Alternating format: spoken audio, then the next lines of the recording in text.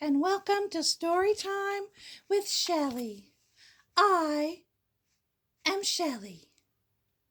Today's story is the story of Rumplestiltskin.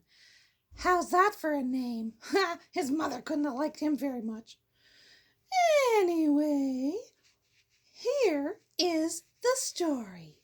Once there was a miller who was poor, but who had a beautiful daughter. Now it happened that he had to go and speak to the king, and in order to make himself appear more important, because, we all tried to do that, wear our fancy clothes, and our brand name jeans. Ooh, look at my silvers or sevens or whatever kind of jeans people wear. I can't wear jeans because I am a mermaid and I have, look, it's a tail. No jeans go over that, baby. Anyway, in order to make himself look more important, he said to the king, I have a daughter who can spin straw into gold. Can you imagine? If he had a daughter who could spin straw into gold, then why was he so poor? Hello, the king could not have been that bright if he believed that story. But anyway, the king said to the miller, that is an art which pleases me. Well, if your daughter... Sorry, my hair is still disagreeing with me.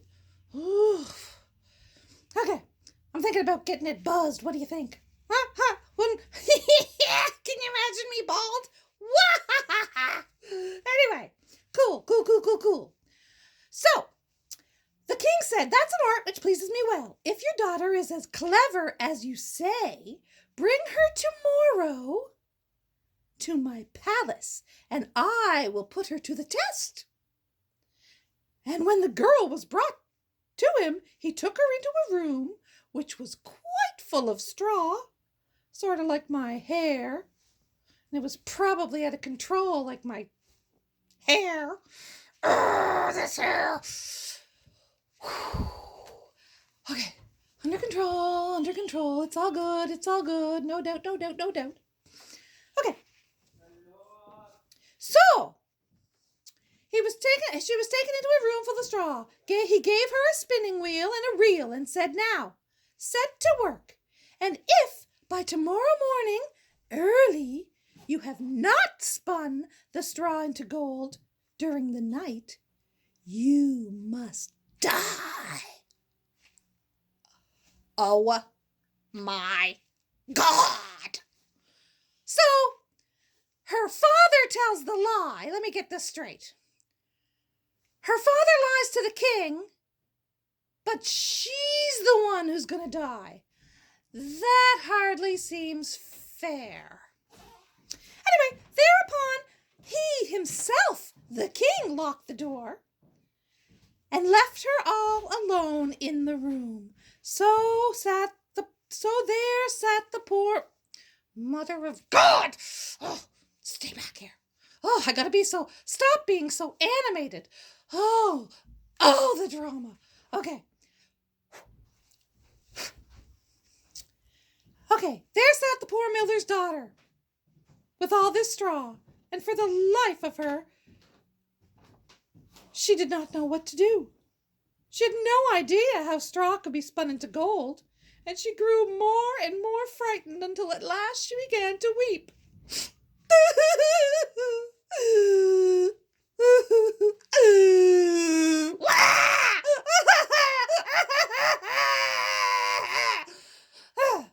Anyway, all at once, the door opened, and in came a little man.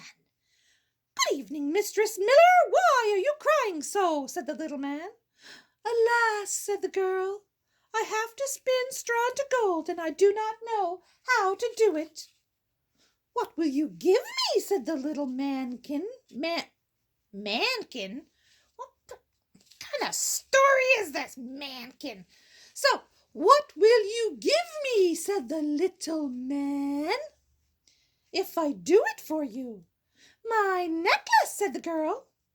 The little man man took the necklace, seated himself in front of the wheel, and whir, 3 turns, and the reel was full. Then he put on another, and so on, and so on. 3 times round, the second was full too.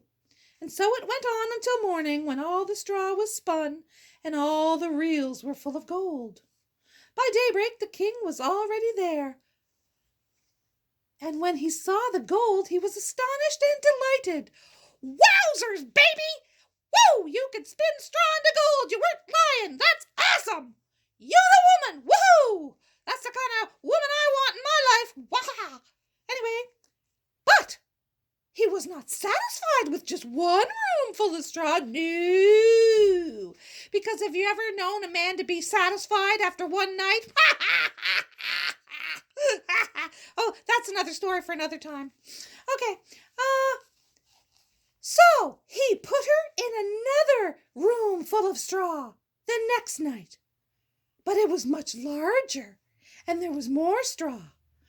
And he commanded her to spin if she valued her life. "Spin, lady, spin!" There she knew again. She didn't know how to do it, and she sat there and cried. When the door opened, and again the little man appeared. "What will you give me if I spin that straw into gold for you?" "The ring on my finger," she said. The little man took the ring and again began to turn the wheel, and by morning had spun all the straw into gold once again. The king rejoiced beyond measure at the sight, but he still had not gold enough, because he was a typical man. Oh, yeah. Well, I shouldn't say typical man, typical person, because, chicks are a little bit greedy too by times. Am I right? Okay, anyway, right. So, he said, "I want more gold." So he took the girl into another room, even larger, full of more straw. And he said, "If you can spin all this straw into gold by morning, I will make you my wife." Now, if I was her, I'd be like, yeah. And if not, you're going to kill me. So either you're going to marry me. So you must really love me then. Yeah, because that sounds about right. Sure. But anyway, being the poor miller's daughter, it's like, oh, the king wants to marry me if I spin all this straw. Blah, blah, blah. Anyway. So there she was alone again. The third night, the third room, all that straw, and she still didn't know how to do it. So she cried again. Where? And again the little man appeared. And he said, "Well, what will you give me?" Well, at this point, she didn't have anything left. "Oh, I don't have anything," she said. "Nothing. I got nothing."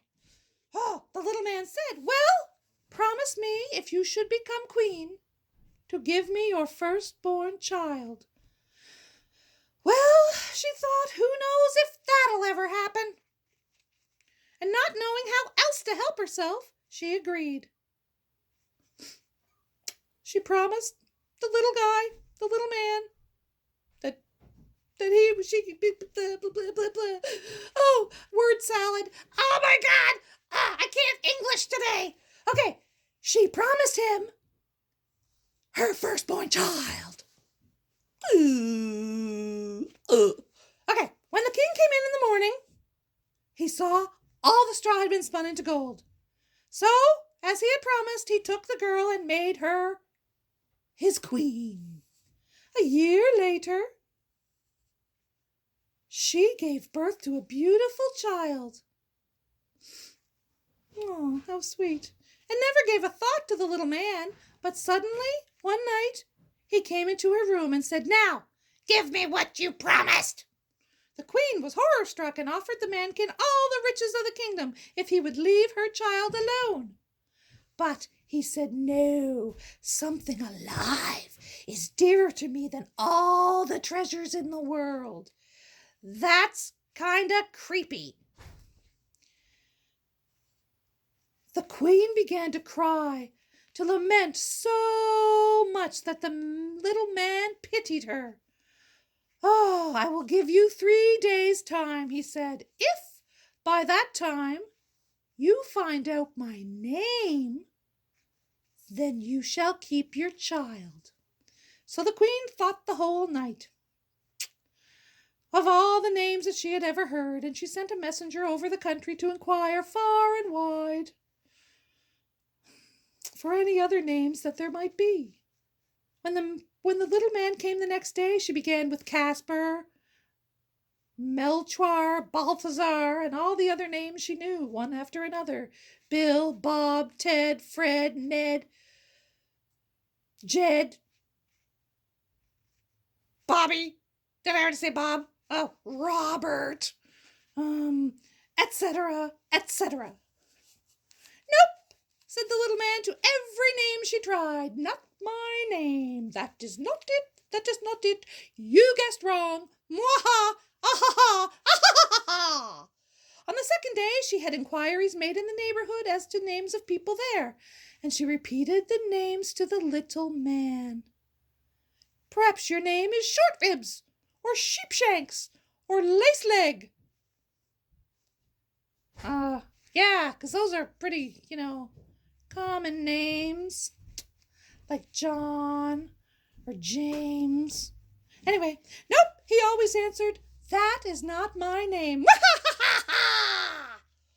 On the third day, the messenger came back again and said, I have not been able to find a single new name. But as I came to a high mountain at the end of the forest, where the fox and the hare bid each other good night, good night, good night, pip, pip, cheerio, good night, there I saw a little house, and before the house a fire was burning.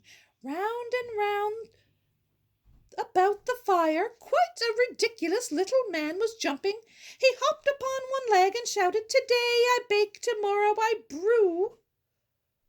The next I'll have the young queen's child. How glad I am that no one knew that Rumplestiltskin I am styled. You may imagine how glad the queen was when she heard that name. And soon afterwards, the little man came in and asked, Now, Mistress Queen, what is my name? At first she said, Is your name Cedric? Is it Conrad? Nope, nope. Is it Harry? Nope. Ha, you don't know my name. Then the queen said, Is your name perhaps Rumplestiltskin? What? The devil has told you that! Cried the little man, shaking in rage.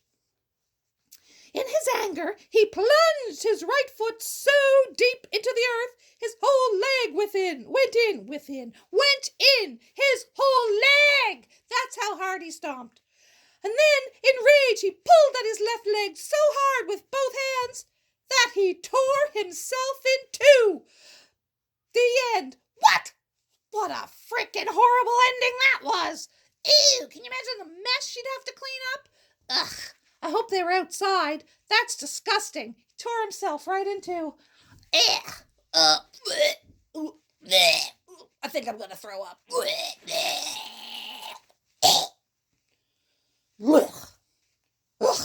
That was gross. Anyway, this has been story time with Shelley. I, of course, am Shelley.